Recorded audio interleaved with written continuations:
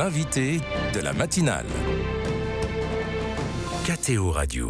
Le 4 janvier 2024, la Fraternité missionnaire des cités organisait le déplacement d'une dizaine de jeunes catholiques français de quartiers populaires au Vatican pour échanger avec le pape. Une rencontre riche en symboles, témoin de l'élan engendré par la volonté du pape François d'inciter les chrétiens à faire église avec les plus pauvres ou les plus exclus. Pour évoquer cette rencontre, mais aussi la mission de la fraternité et ses enjeux, nous avons le plaisir de recevoir ce matin au téléphone Jean-Étienne Rime. Bonjour. Bonjour Maxence. Vous êtes laïc et membre fondateur de la Fraternité missionnaire des cités. Alors Jean-Étienne Rime, pouvez-vous nous détailler d'abord la mission dans laquelle s'engage la Fraternité missionnaire des cités ? Écoutez, c'est une mission assez originale. Je vais vous en raconter l'histoire. En 2015, le père Patrice Gaudin, lors d'un baptême, me dit: vous savez, Jean-Étienne, avec 200 prêtres, moi je vous fais la révolution dans les cités. J'ai trouvé ça vraiment très bizarre. Oui. Venez me voir. Alors j'ai pris mon scout, je suis allé à Bondy. Là, je me suis demandé comment j'allais attacher mon scout pour pas me le faire voler. Il arrive, il me dit: non, non, Jean-Étienne, ne mettez pas votre scooter, ne mettez pas de chaîne, ça ne sert à rien, parce que ici, l'on a déjà remarqué que nous étions ensemble. Qu'est-ce que ça voulait dire? Ça voulait dire que le prêtre a un rôle absolument majeur quand il existe une paroisse et quand cette paroisse est vivante, parce qu'il y a un respect des religions dans les cités. La laïcité, ça ne marche pas. Tout le monde croit en Dieu, pas toujours le même, bien sûr, mais on croit en Dieu, alors on se respecte. Et en discutant avec le père Patrice, je lui ai posé la question suivante: qu'avez-vous trouvé lorsque vous êtes arrivé? Pas grand-chose. Qu'allez-vous laisser lorsque vous partirez? Je ne sais pas.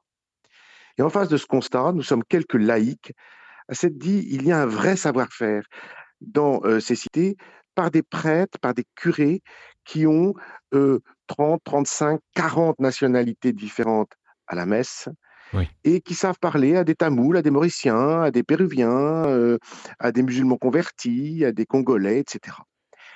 Et donc, nous avons choisi, dans notre fraternité missionnaire des cités, qui est une équipe de laïcs, de relier ces prêtres pour qu'ils puissent échanger leur savoir-faire, leur vivre ensemble, casser leur solitude et essayer de montrer que dans ces cités, il y a vraiment de très, très, très belles choses, avec des jeunes magnifiques. Les 12 que nous avons emmenés à Rome sont des jeunes absolument fantastiques.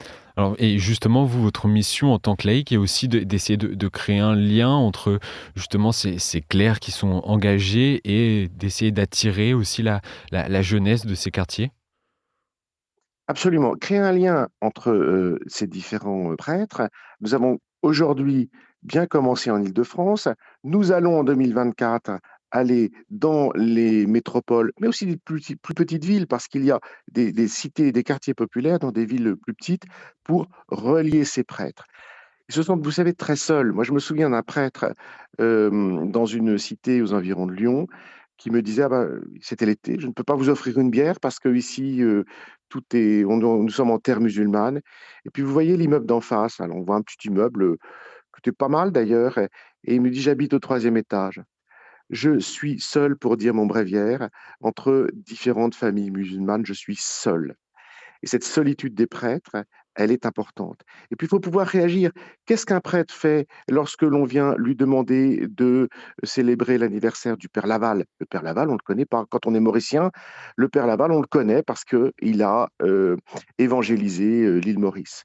Qu'est-ce qu'on fait quand on a un tamoul qui vient vous dire fait-on Vélankani? Vélankani, c'est absolument pas connu ici en France. Hmm. C'est grosso modo, si vous voulez, le Lourdes des Tamouls au sud-est de l'Inde. Et qu'est-ce qu'on fait quand il y a de la violence? Qu'est-ce qu'on fait quand il y a des actes délictueux? Et je peux vous dire que les prêtres, les paroissiens, les jeunes ont fait un travail formidable de pacification lors des émeutes de juin-juillet dernier. Alors, on en reviendra un peu après sur cet événement qui a marqué ces quartiers et plus globalement la nation. Je voulais revenir d'abord sur cette rencontre qui a eu lieu à Rome entre des jeunes de ces quartiers, vous notamment, avec le pape François. Comment c'était? Quel souvenir ou quel moment marquant gardez-vous de ce voyage à Rome? Le premier souvenir marquant, nous avons des jeunes qui arrivaient de Trappes, de Bondy, de Sarcelles, de La Mm. Courneuve. Ils ne se connaissaient pas. au bout de quelques heures, j'allais dire quelques minutes, on ne savait plus lequel venait de quelle paroisse.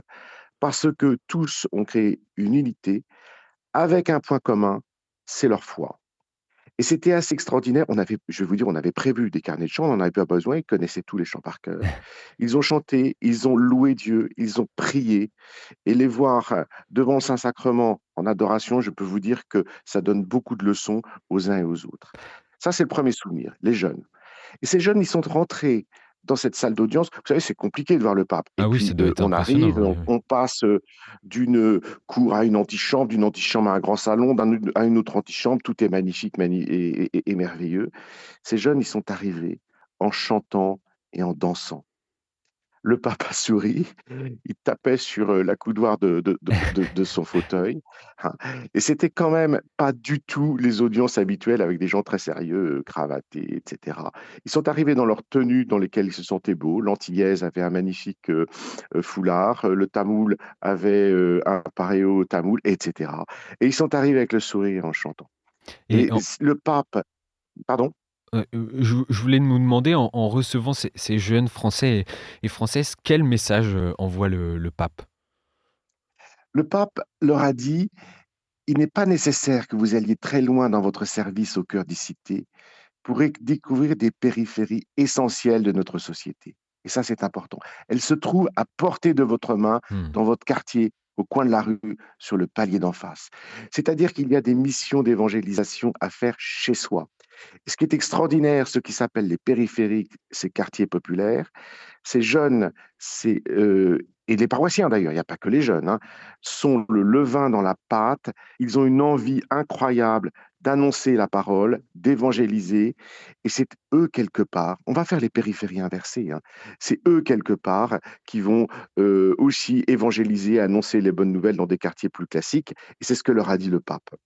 Ouais, c'est une forme de transversalité entre les mondes qui cohabitent à quelques kilomètres, voire même quelques centaines de mètres parfois en région parisienne quand tout est assez étriqué, les quartiers sont assez rejoints. C'est des réalités différentes qui vivent l'une à côté de l'autre et ce que veut le pape aussi, c'est justement de les rassembler. Exactement, et de montrer qu'il existe aujourd'hui dans notre France archipel telle qu'on la montre, telle qu'on la montre, il existe aujourd'hui des paroisses dans des quartiers où on ne les attend pas, avec une dynamique extraordinaire et très ouvert. Vous savez, on a discuté avec l'ambassadrice de France auprès du Saint-Siège, qui nous a dit, mais c'est incroyable parce que vous êtes des vecteurs, ces jeunes, vous, hein, pas nous les laïcs bien sûr, hein, Oui, oui. ces jeunes, ces paroissiens sont des vecteurs du dialogue interreligieux. Et ça, on s'en est rendu compte aussi au moment des émeutes où les prêtres, avec leurs équipes, sont allés parler à des musulmans, à des juifs, etc. Et ça s'est bien passé. Chacun a fait un appel à la paix. Et cette pacification, si vous voulez, ça dépasse l'aspect purement église pour rayonner sur toute la cité. On a des gens qui disent à un prêtre, vous savez, mon père, vous n'êtes pas que le prêtre des chrétiens, vous êtes le prêtre de la cité. Et pourquoi ils disent ça? Parce que les prêtres, les paroissiens sont aujourd'hui ces vecteurs de paix, de pacification et de vivre ensemble. Et ça, c'est vraiment intéressant et important. Et il y a quelques mois, vous parliez des émeutes, et des révoltes suite à la mort du jeune Naël Merzouk fin juin 2023 ont mis la lumière sur l'ampleur de votre de mission notamment. J'imagine que vous avez beaucoup parlé de ces événements avec les prêtres, les clercs, mais aussi avec les jeunes que vous côtoyez. Qu'est-ce qui est ressorti voilà, de ces discussions, de ces débats, on l'imagine, à la suite de ces émeutes? Vous savez, il ne parle pas beaucoup de la haine, de la violence, il parle de la joie, il parle de l'amour. Et c'est assez étonnant de rencontrer ces jeunes qui sont tous d'origine différente, qui font tous des voies professionnelles différentes. Vous voyez, on avait une étudiante en cinquième année de pharmacie, on avait une vendeuse, on avait une pâtissière, on avait un BTS d'électronique. Et les uns et les autres, ils ne parlent pas de ce qui ne va pas. Ce qu'ils veulent, c'est annoncer ce qui est joyeux. Vous savez, c'est assez étonnant. Quand, au moment des émeutes, vous avez beaucoup de gens, des élus, vos confrères journalistes, etc., qui sont venus voir les prêtres en nous disant: «Montrez-nous l'horreur, montrez-nous ce qui se passe de catastrophique». Et on a dit: «Oui, il s'est passé des choses, mais regardez ce qui s'est passé de bien», et là, il y a de la joie. Vous allez dans une messe à Trappes, à La Courneuve, à Bondy et ailleurs, hein, un dimanche matin, vous allez être accueillis, vous allez avoir des gens joyeux autour de vous, et vous allez sentir une unité alors que vous avez, plusieurs, presque plusieurs dizaines de, modes de foi différents, parce Oui, que ouais. l'Église catholique ne s'exprime pas de la même façon d'un bout à l'autre du monde. On ressent cette unité, cette dignité, cet amour de Dieu. Est-ce que vous sentez que votre mission à travers la fraternité missionnaire des cités prend racine et prend élan à travers aussi cette, rencontre, avec le pape? Et je me demandais si, justement, cette rencontre avec le pape aussi, allait engager un élan supplémentaire de la fraternité missionnaire des cités? Vous savez, on a commencé, assez doucement parce qu'on ne savait pas très bien où on allait. On était un peu comme Christophe Colomb, et puis il y a eu les années covid où on n'a pas fait grand-chose, pour les raisons que l'on imagine, et ce qu'on a essayé de faire, c'est vraiment ressentir ce qui se passe sur le terrain dans les quartiers populaires.